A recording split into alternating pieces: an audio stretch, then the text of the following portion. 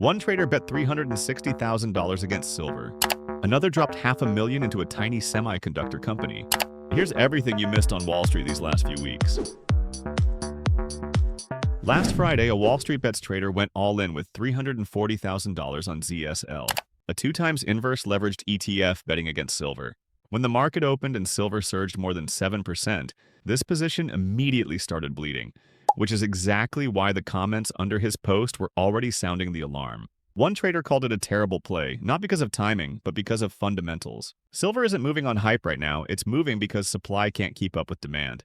Mining output is lagging while industrial demand keeps rising, especially from China, which is aggressively locking in physical silver for future use. Some mines are reportedly sold out years in advance, with buyers already paying above spot just to secure supply.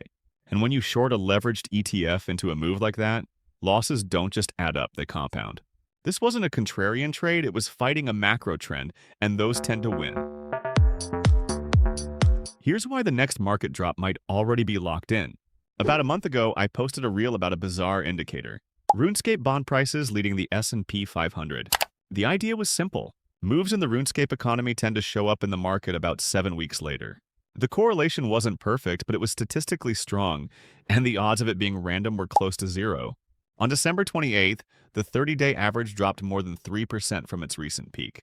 Historically, when this signal appears, markets struggle roughly 40% of the time within 49 days.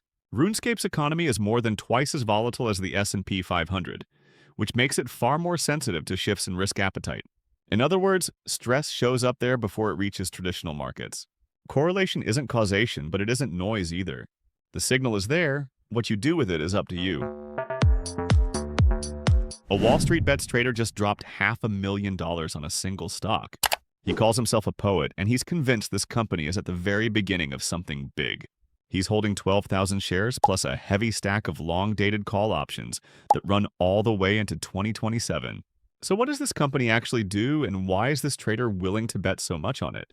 Poet is betting everything on photonics, a technology that replaces traditional electronic chips with light-based data transmission. Instead of pushing electricity through copper, it moves data using light, which means faster speeds, less heat, and massive efficiency gains for AI and data centers. That's why bulls point to Poet's role inside the photonics ecosystem, including its connection to Celestial AI, a company that was just acquired in a deal valued at $5 billion.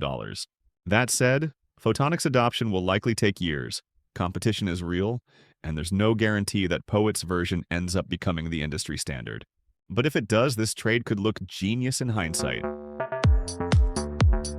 You might want to look at these 5 stocks as tensions around Greenland increase. A WallStreetBets trader just posted a long macro thesis.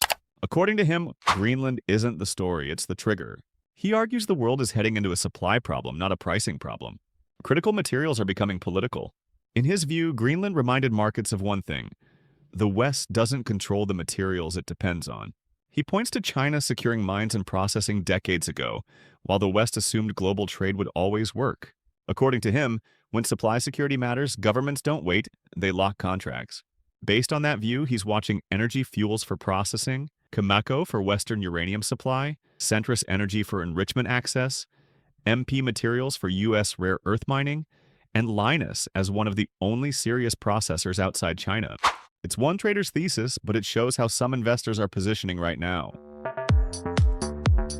Imagine being down $30,000 and then watching it flip into more than $200,000 in profit in just 5 minutes.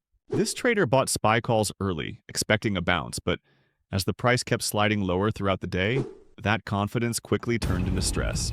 Instead of cutting the trade, he kept averaging down, buying lower strike calls as SPY continued to fall, and the position looked worse by the minute.